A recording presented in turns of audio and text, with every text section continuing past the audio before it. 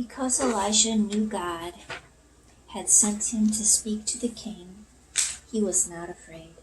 At once King Ahab asked, "Are you the man who has been causing all this trouble?" Elijah answered, "No, I am not the man who has troubled your country. You and your family are the guilty ones. You have forsaken the Lord God and disobeyed his commandments. You have worshipped idol Baal. That's what has caused all this trouble.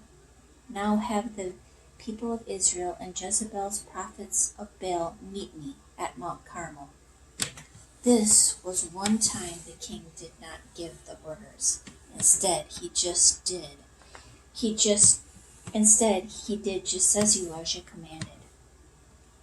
When the crowd of curious people gathered at Mount Carmel, they saw Elijah for the first time in 3 years. They listened quietly while he spoke to them. "How long are you going to serve first one God and then another?"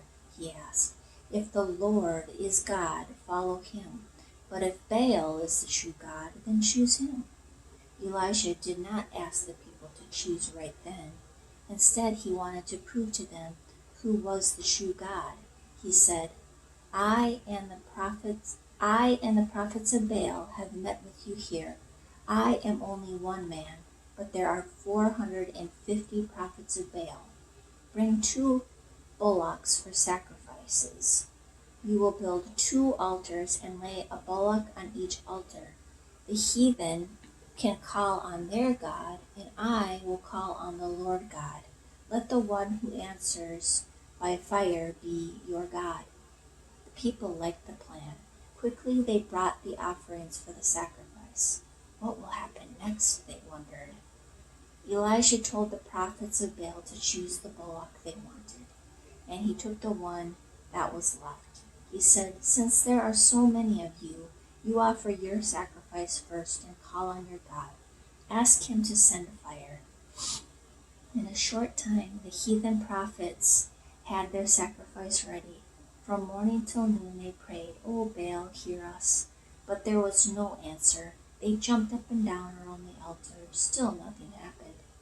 Elijah knew their God could not send fire from heaven. At noon he made fun of them, saying, "Cry louder. Maybe he is talking or gone on a trip. Perhaps he is sleeping and cannot hear you."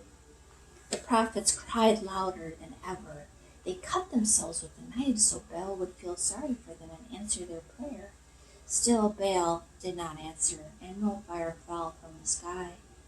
When it was time for the evening sacrifice at the temple in Jerusalem, Elijah told all the people to gather around him. As they watched, he rebuilt the altar of the Lord that had once stood on this spot. He chose 12 rough stones and piled them together for the altar. Then he dug a ditch around it. On top of the altar he placed the wood. Elijah wanted to make sure the people would realize God's great power. He commanded, "Bring 4 barrels of water and pour them on the sacrifice and wood." When this was done, he said, "Do it a second time." A third time, he said, "Do it again."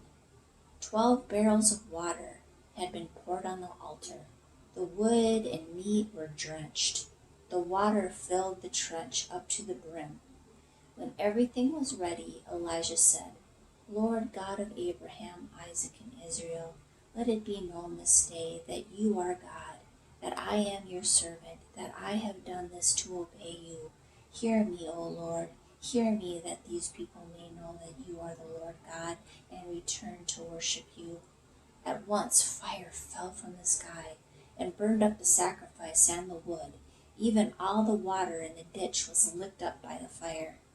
How amazed the people were! They had never seen anything like this before. Now they were sure Elijah's God was the true God. They fell on their faces and cried, "The Lord, He is God! The Lord, He is God!" To make sure they would not be tempted to worship Baal again, the people killed all of the prophets of Baal.